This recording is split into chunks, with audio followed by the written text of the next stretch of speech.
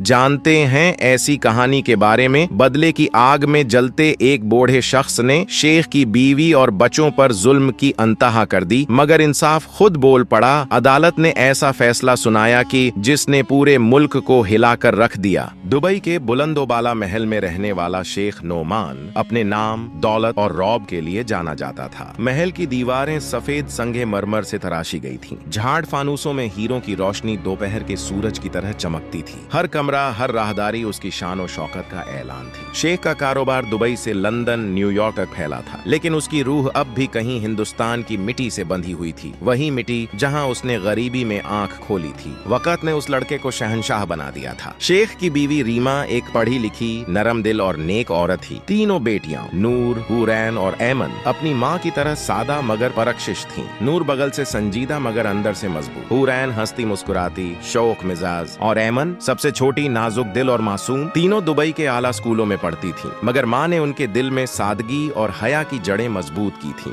एक शाम सूरज महल की बालकनी के पार डूब रहा था। रीमा ने शौहर की तरफ देखा और आहिस्ता कहा, नोमान, बरसों गुजर गए, बच्चियों ने तुम्हारा वतन नहीं देखा। मैं चाहती हूँ उन्हें वो गाँव दिखाऊं जहाँ तुम पैदा हुए थे। शेख ने लम्हा भर सोचा, फिर कुर्सी से उठकर बोला, ठीक है, जाओ, एक हफ्ते के लिए ड्राइवर और सिक्योरिटी साथ होगी। रीमा मुस्कुरा उठी। अगली सुबह महल के सुनहरी दरवाजे से एक स्याह शानदार लैंड क्रूजर निकली। धूप तेज थी, सड़क चमक रही थी, आसमान नीला और साफ। तीनों लड़कियां गाड़ी के अंदर हंसती बोलती तस्वीरें बना रही थीं। उन्हें एहसास नहीं था कि ये सफर उनकी जिंदगी बदल देगा। घंटों के सफर के बाद वो हिंदुस्तान के एक पुराने गांव में दाखिल हुई। दाएं बाएं मिट्टी के घर, बीच में कच्ची सड़क, दूर दूर तक खेत और खामोशी। अचानक गाड़ी झटके से रुकी। ड्राइवर ने बोनट खोला। इंजन से धुआं उठने लगा। मैडम, इंजन ओवरहीट हो गया है, वो घबरा कर बोला। रीमा ने इधर उधर देखा। चारों तरफ वीरानी। सूरज ढलने लगा था। फोन के सिग्नल गायब। तीनों बेटियां माँ के करीब से मट आईं। ऐमन ने आहिस्ता कहा, अम्मी, डर लग रहा है। उसी लम्हे दूर कहीं से एक बूढ़ा आदमी नमूदार हुआ। उसके कपड़े मैले, हाथ में लकड़ी की छड़ी, लेकिन आंखों में एक अजीब सी चमक। वो करीब आकर बोला, बीबी जी, गाड़ी खराब लगती है, मेरा घर करीब ही है, आज रात वहीं आराम कर लीजिए, सुबह मैकेनिक बुला दूंगा। रीमा ने लम्हा भर सोचा। अंधेरा बढ़ रहा था, बच्चियां थकी हुई थीं। आखिर उसने हिचकिचाते हुए कहा, ठीक है, लेकिन सिर्फ एक रात के लिए। वो सब बूढ़े के पीछे चल पड़ी। गाँव के सुनसान रास्ते पर हवा साखी थी। चंद मिनट बाद वो एक बोसीदा झोपड़ी के सामने पहुंची। मिट्टी की दीवारें, टूटी छत, अंदर मिट्टी का दिया जल रहा था। बूढ़े ने एहतराम से कहा, बीबी जी, आप बैठिए, मैं पानी लाता हूँ। रीमा ने बच्चियों को तसल्ली दी और नीचे बिछी पुरानी चादर पर बैठ गई। नूर ने आहिस्ता कहा, अम्मी, ये जगह अजीब लगती है। रीमा ने जवाब दिया, बेटा, रात गुजारो, सुबह चले जाएंगे। रात गहरी, हवा ठंडी और माहौल भारी। बूढ़ा अंदर बाहर आता जाता नजरें बदलता रहा। नूर ने एक बार फिर माँ के कान में कहा, अम्मी, ये शख्स हमें देख रहा है। रीमा चौंक उठी। उसी लम्हे बूढ़ा अचानक रुक गया। उसकी आंखों में जुनून था। वो बड़बड़ाया, खुदा ने तुम्हें मेरे दर पर भेजा है, मेरी किस्मत हो तुम सब। रीमा ने फौरन बच्चियों को अपने करीब खींचा।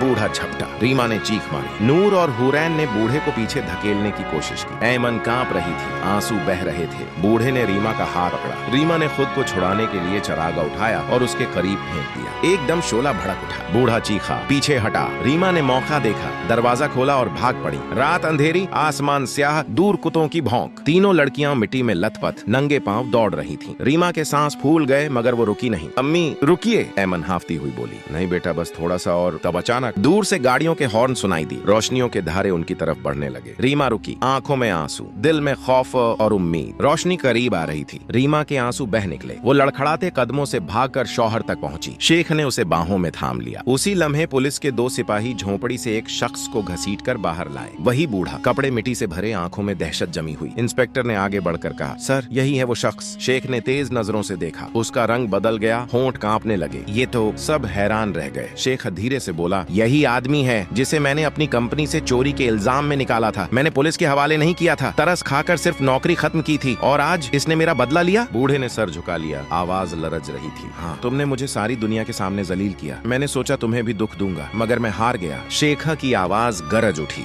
दुख देना चाहते थे? तुमने मेरी बीवी और बेटियों की इज्जत पर हाथ डालने की कोशिश की, यही तुम्हारा बदला था। पुलिस ने फौरन हथकड़ियां पहना दी। बूढ़े के कदम लड़खड़ा गए। रीमा और बेटियां खामोश खड़ी थीं। उनके चेहरों पर खौफ की परछाइयां, मगर आंखों में अब सुकून की झलक थी। अगला दिन अदालत के कमरे में मीडिया के कैमरे चमक रहे थे। हर कोई उस मुकदमे पर नजरें जमाए बैठा था। दुबई के शेख के परिवार पर हमला, साबिक मुलाजिम गिरफ्तार। प्रोसिक्यूटर ने तमाम सबूत पेश किए, अय्यनी गवाह, फिंगरप्रिंट्स और पुलिस रिपोर्ट। बूढ़े ने नजरें झुकाई। उसकी आंखों में अब पछतावे के आंसू थे। जज ने फैसला पढ़ा। मुलजिम ने एक मुअज्जज खानदान की खवातीन के साथ नापाक इरादे से जुर्म की कोशिश की। अदालत उसे 10 साल कैद बामशक्कत की सजा सुनाती है। बूढ़े के हाथ कांप गए, वो घुटनों के बल झुक गया, आंसू गिरते रहे, लेकिन शेख की नजरें पत्थर की तरह जमी रही। अदालत के बाहर मीडिया के शोर में रीमा ने शौहर का हाथ थामा। नोमान, दौलत महल तो बना सकती है, मगर इज्जत की हिफाजत के लिए सिर्फ हिम्मत चाहिए होती है। नोमान ने आहिस्ता से बीवी की तरफ देखा। आज तुमने दिखा दिया कि असल ताकत औरत की हिम्मत है, दौलत नहीं। नूर ने माँ के कंधे पर सर रखा। अम्मी, हमें लगा सब खत्म हो गया था, मगर खुदा ने हमें बचा लिया। रीमा ने आसमान की तरफ देखा, होंठों पर हल्की मुस्कान थी। हाँ बेटी, जो सच पर होता है अल्लाह हमेशा उसका हाफिज बनता है। पुलिस की गाड़ियां कैदी को लेकर रवाना हो गईं। शेख ने तीनों बेटियों को करीब बुलाया, उनके सर पर हाथ रखा। आज तुम मेरी शान हो, मेरी इज्जत हो, मेरा फखर हो। वो गांव जो रात भर खौफ में डूबा था अब सुकून में था। रीमा के दिल से एक दुआ निकली, ऐ खुदा, हमने दौलत के महल देखे, मगर आज तेरी हिफाजत का महल महसूस किया।